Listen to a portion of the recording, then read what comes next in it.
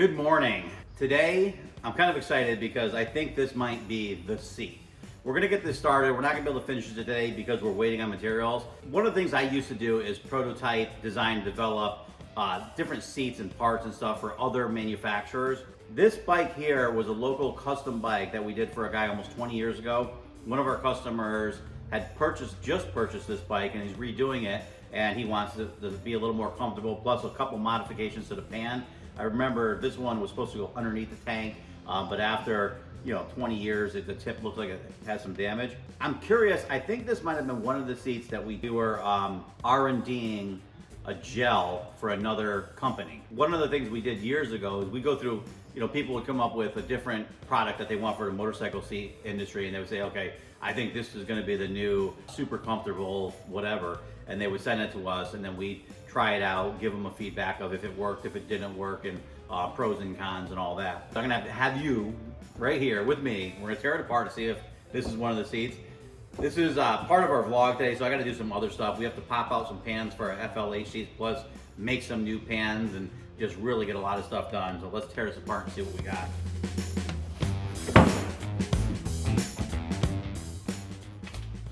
I'm kind of excited because I see as I'm pulling it up, we used headliner material, which you'll hear I always avoid using headliner material just because there's a lot of better properties with the foams and stuff that we use and the regular foams. But you can kind of see this, and for a 17-year-old seat, the edges aren't lumpy and bumpy, so the headliner material did hold up, but this is also probably a bike that was well taken care of.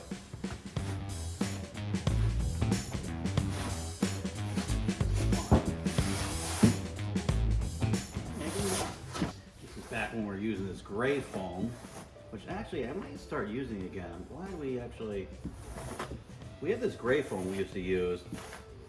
It was a closed cell foam. It shrunk a lot, but it had a really nice feeling, and we used to skim everything with about 1/16 to 1/8 of an inch of it. I don't think this is the one. Son of a gun. No, it's not. Although, do you know what's funny? This seat was completely done in closed cell, which was back, rookie mistakes I used to make, and you hear me try to give people advice when we're doing this stuff, is not to do a full seat in closed cell foam because it shrinks. This seat's almost 20 years old and it didn't shrink. I mean, there's that one wrinkle in it, but that wrinkle in the leather was from sitting. And I'm looking at this, and this was all marine grade closed cell foam, the entire seat. I don't know, I'll tell you what. I don't know if the foam was better quality back then, or because the new stuff, we've had some issues with the shrinking.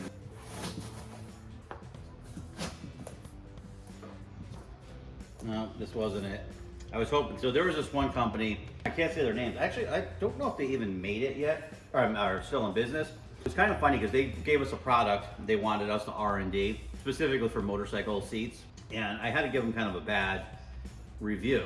Not review like a review like everybody does bad Google reviews, an actual professional review to them and only to them about the products. And what they did is it was basically like a Ziploc bag filled with like wet baking soda or something. It looked like, I don't know what the actual chemical was, but if you imagine just taking a Ziploc bag, putting some water in it and a bunch of baking soda, and it won't dissolve, and then you could just squish it back and forth and it would like go to one side to the other. When you touched it, it had a nice feeling to it.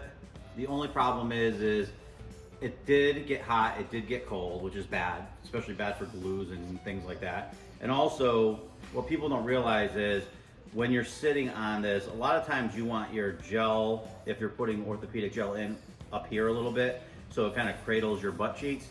If you put that stuff up, it would lop down. Now, with that being said, we might touch base with a few more foam issues that you'll see because we're talking about foam. You'll hear people ask about gel, if it's good or bad. We will tell you the only gel that we use is orthopedic gel. Professional orthopedic gel that's made for people that spend their entire lives in a wheelchair. The medical industry is way better than us bikers at designing something like that. So when you get biker gel is more mushy. It will sag a little bit, so if you go up a vertical surface, it's gonna puddle a little bit over time. Well, actually, almost instantly, and then a lot more over time. And the biker gel is the one that gets hot and cold. People will throw it on top of a hard seat because it's squishy and it will feel better. I don't recommend putting that stuff under the seat. If you need a quick fix, You could buy it, throw it on top of your seat, and just use it. If you want it in your seat, you should always use the orthopedic gel. Now, with that said, the orthopedic gel is very firm. When you sit on it, people think it's to be squishy and ushy and all this other stuff. It's actually very firm, and you don't notice anything for like 45 minutes to an hour or 2 hours or 3 hours.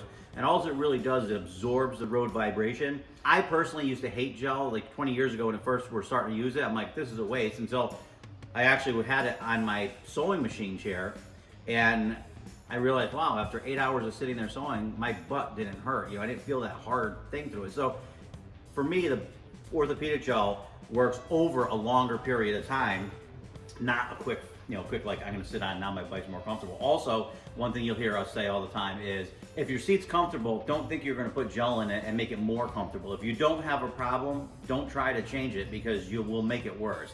Guys will come in and they're like, well, I'm actually fine. I can ride my bike for hours and I don't have a problem, but I want it more comfortable. Well, if you can't have a specific problem to explain, like sore butt cheeks, butt burning, sore tailbone, those are the major issues that you want to address. And if you don't have them, don't mess with it. That's what we always say. Other things people will do is, we see, it's kind of a rookie move, but we see a lot of guys using memory foam. So memory foam is great for your mattress. It's great for stuff indoors. What happens with motorcycle seats is, when you first put it on there, it's comfortable. You're like, oh, this is kind of nice. It kind of conforms to your butt. But it doesn't hold up. So we've noticed a lot of seats that come up from down south that are customized, we end up having to take the covers off because they're uncomfortable, and remove the memory foam. A lot of people say, man, the seat was so comfortable when I first got it, and now it's like not. So what happens with the memory foam is, it's good for maybe a season, a short season, usually after one hard season, or definitely by the second season of riding. It'll squish down a lot, and it'll compress and be hard as a rock.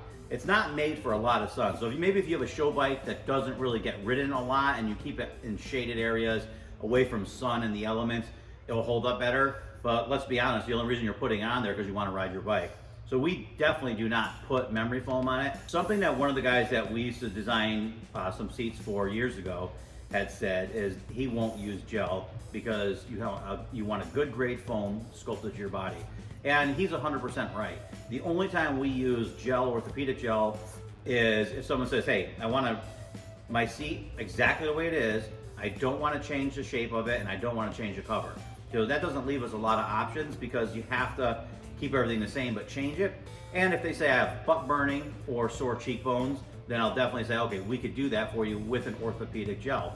Tailbone's a totally different issue. So like what he's saying, which is true, is you would actually end up sculpting the foam to your body. Once that's done, you dissipate all of your painful areas. Instead of just having a sore cheekbone on one spot, if you sculpt the seat will actually take that and cradle you, and you could kind of sculpt the foam to fit all of your areas. And then instead of just having one specific spot that you're sitting on the whole surface.